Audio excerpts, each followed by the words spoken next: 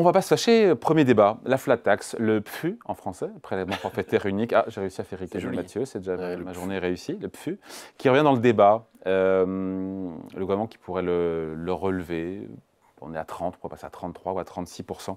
Aujourd'hui, les revenus, les amis, des placements, dividendes, intérêts, plus-values sont taxés à 30%. Déjà, est-ce qu'on est dans la moyenne européenne? On est plutôt plus haut, en fait. Les Allemands sont autour de 28%. Donc, voilà, déjà, Agnès, elle regarde les meilleurs. Elle regarde toujours ceux qui sont meilleurs que nous. Non, mais en moyenne. Non, mais on est au-dessus de la moyenne européenne. De toute façon, on a sorti une étude à la Fondation IFRAP qui est passionnante, que je conseille, sur la fiscalité du capital et des revenus du capital en France pour les ménages et les entreprises. On est à 67 milliards de plus que la zone euro. Voilà, tous les ans. Plus de 2 points de PIB. Le ministre de l'économie, vous connaissez, Eric Lombard, il avait dit, c'était Ministre démissionnaire. Ministre démissionnaire, il faut être précis, vous avez raison, c'était avant l'été, que la flat tax se situait en moyenne en Europe entre 30 et 35%.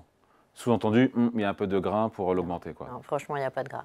Il n'y a pas de gras et en plus, on le sait déjà, ce qu'on voit, c'est que ça s'additionne avec d'autres fiscalités.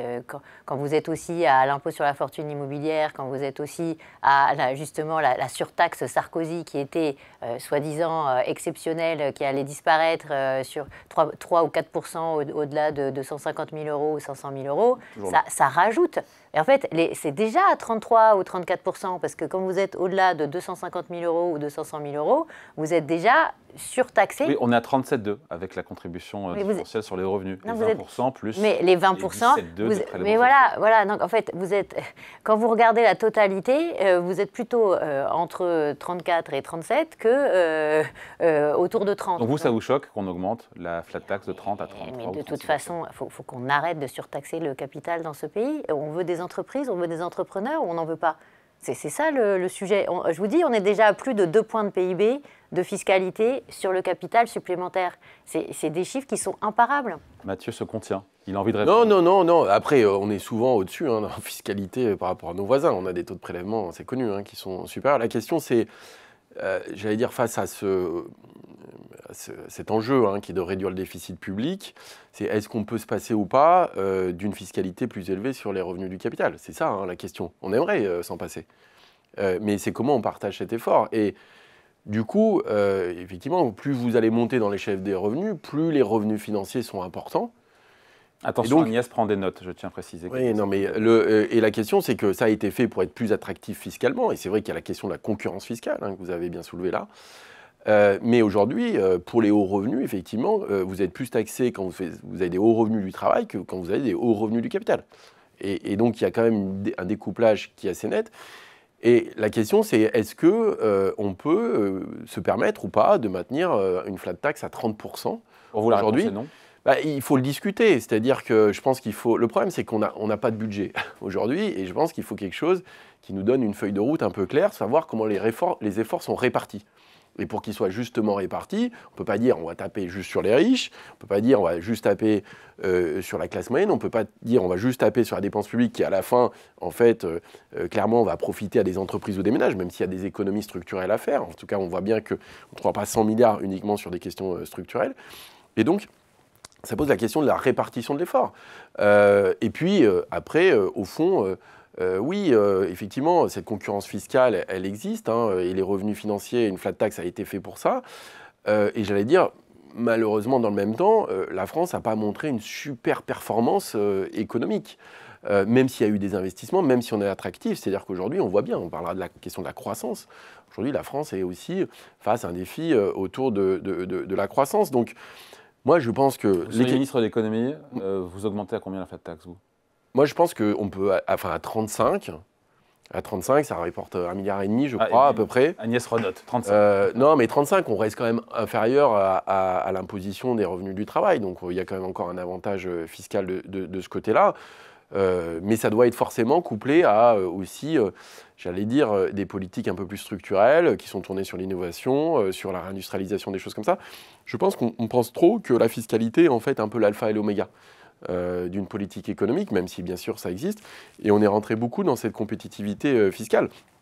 La question, et que vous avez souligné, c'est qu'aujourd'hui, effectivement, nos voisins ne la remontent pas. Et ça posera quand même un problème. Et donc, on va être face à ce défi-là. C'est qu'effectivement, on va alourdir la fiscalité, que ce soit sur le travail ou le capital. Et donc, on va être face à cette difficulté, face à des voisins qui ont plus attractifs fiscalement. Ouais. Moi, je trouve que c'est une erreur de toujours comparer le niveau de fiscalité du capital et du travail. Ça a été une grosse erreur qu'a faite notamment au démarrage. C'était sous Nicolas Sarkozy, quand on a augmenté la CSG sur les revenus du capital. On s'en souvient, c'était la fin du mandat de Nicolas Sarkozy. Derrière, qu'est-ce qui s'est passé? Il y a eu François Hollande qui a voulu mettre au barème les revenus du capital. Et qu'est-ce qui s'est passé derrière? Ça a mis l'économie française quasiment à l'arrêt. Il y a eu, on l'a vu, plus de distribution de dividendes, finalement des boîtes qui n'embauchaient plus, qui n'investissaient plus, etc. etc.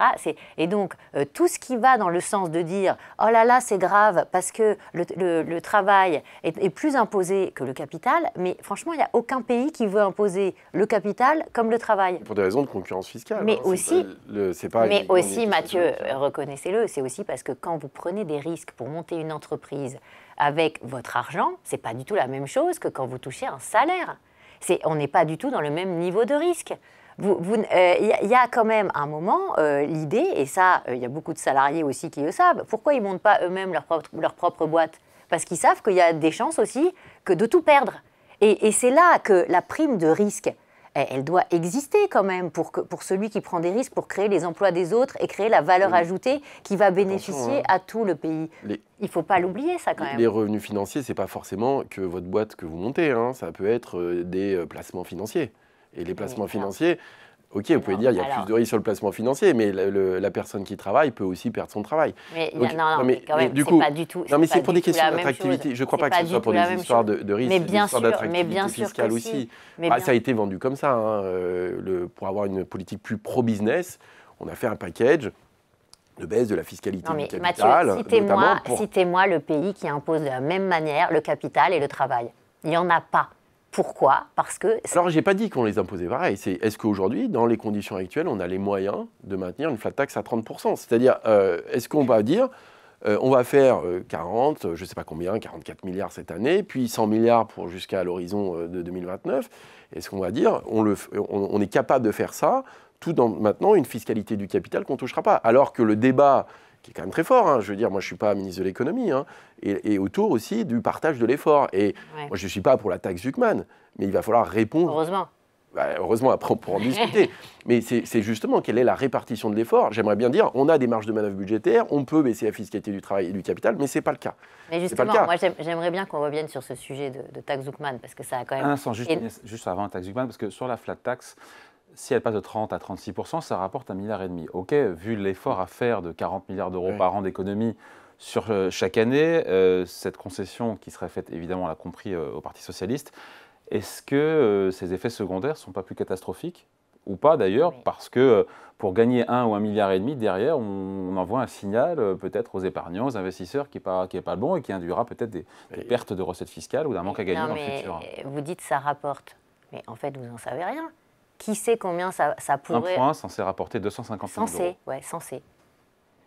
La contribution différentielle sur les hauts revenus, la fameuse taxe à 20% minimum... Ça devait être 2 milliards, non? Ça devait être 2 milliards, on ne les aura pas, les 2 milliards. Comment vous le savez, ça? Mais parce que aujourd'hui, tout le monde est d'accord pour dire qu'on aura entre 1,3 et 1,5 milliard maximum. Et ça, c'est la première année. Et la deuxième année, vous verrez qu'on aura encore moins si jamais c'était reconduit. Pourquoi? Parce que quand François Hollande taxe au barème c'est les revenus du capital, c'est exactement la même chose. Les gens s'organisent et font différemment. Moi, ce qui m'ennuie avec cette flat tax, c'est que finalement, elle touche tout le monde. Si on la passe de 30 à 36%, si l'objectif, c'est de faire participer les plus fortunés, quelque part, là, tout le monde va y passer avec une flat tax qui passe de 30 à 36%. Oui, mais parce qu'en fait, il y a aussi quelque chose qui n'est pas compris dans l'inconscient collectif, c'est qu'il n'y a pas 1800 personnes qui peuvent payer pour l'ensemble du déficit français. Ça n'existe pas. Ça, c'est pas Zuckman. C'est pas la flat tax. Mais oui, je sais bien, mais dans... elle veut parler de la taxe Zuckman. Ce que je... Il n'y a plus. Mais ce que je veux expliquer, c'est que l'idée de dire on n'a qu'à taper juste sur les riches parce que ça va permettre de résoudre le problème du budget, et c'est un peu le message du Parti socialiste ces derniers jours, pour dire en fait il faut concentrer... Gabriel Zuckman a toujours dit, il l'a redit, il y a eu cette conférence de presse cette semaine, il était quand même Joseph Stiglitz, prix Nobel d'économie, donc c'est pas rien. Il disait en gros, il n'est pas question que les riches payent plus que les autres, c'est qu'ils payent au moins en pourcentage, autant que les autres. Justement, David. Avant Agnès, juste. Ça, le message de... Oui, alors c'est vrai que ces travaux... Quelle est cette réalité? Moi, je n'arrive pas à savoir si aujourd'hui, pour des raisons très riches, en pourcentage, paye moins d'impôts. Alors ça a été pas mal le commun des démontré. La question, c'est alors sur les très riches, hein, c'est vraiment tout en haut. Et pour des raisons qu'on connaît. Hein. Pourquoi? C'est en proportion. Hein. Ça ne veut pas dire qu'en valeur absolue, on paye moins. C'est en proportion. Oui. Parce que d'une part, les revenus financiers sont moins taxés que les revenus du travail. Et donc on est là-dessus. Donc plus vous montez dans l'échelle des revenus, plus la part de vos revenus est faite de revenus financiers. Ce pas les revenus du travail. Donc 30% flat tax. Versus un taux marginal d'impôt sur le revenu qui va être à 45%. Quoi. Donc vous avez ça, plus après des effets de bouclier, par le mécanisme qui a été démontré, des holdings en réalité. Et donc finalement, par rapport à ce qu'on appelle le revenu économique, qui intègre en fait les dividendes que vous êtes censé toucher, mais qui sont placés dans holding et qui ne sont pas taxés, en fait vous payez assez peu d'impôts par rapport à cette réalité-là. Et donc c'est comme ça que vous arrivez... Il y a vraiment un rapport de 1 à 2. En tout cas, je ne sais pas, là-dessus... En pourcentage. On peut critiquer la proposition, mais en tout cas, les travaux... Si c'est vrai, même Agnès, ça vous pose problème. Ont été reconnus. Agnès, si c'est vrai. Non, mais alors là, David, j'aimerais qu'on revienne aux fondamentaux sur ce sujet. D'où vient cette assertion?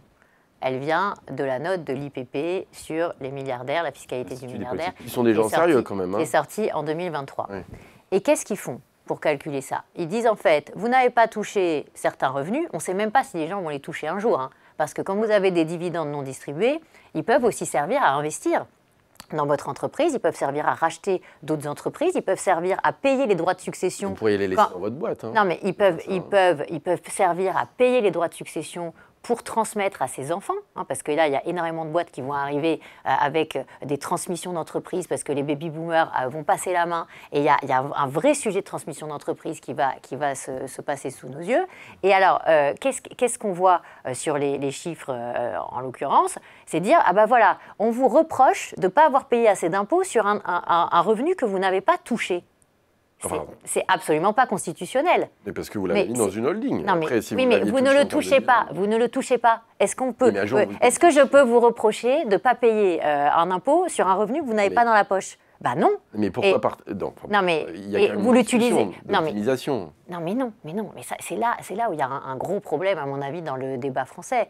Est-ce que on a pas vu, pas pris? Non, c'est ça, c'est pas touché, pas fiscalisé. À partir du moment où vous avez un dividende que vous n'avez pas touché, vous ne pouvez pas l'utiliser au quotidien dans votre vie personnelle. Donc, en réalité, on vous reproche quelque chose qui est... c'est même pas constitutionnel d'imaginer ça. Vous entendez l'argument ou pas? Pourquoi Tant qu'on ne l'a pas pris, il n'y a pas de raison de faire fiscaliser. C'est vrai qu'on peut entendre l'argument. Oui, alors on peut l'entendre, mais si effectivement ça crée en fait ce mécanisme de forme d'optimisation, parce que vous ne touchez pas des dividendes que vous allez bloquer d'un côté, payer moins d'impôts pour avoir des boucliers et transmettre un jour, et vous ne serez jamais taxé sur ce... Alors justement, mais ça aussi... Sur la plus-value, vous le saurez. Ça aussi, j'aimerais répondre là-dessus. Les Suédois, depuis 2004, il y a 0 taxation sur les successions et sur les donations. Eux, ils ne se prennent pas la tête tout le temps en train de se dire... Allez vivre en Suède Non, mais pourquoi ils le font? Pour garder leurs entreprises et leurs entrepreneurs. Oui, enfin ici, on a le et nous, on est...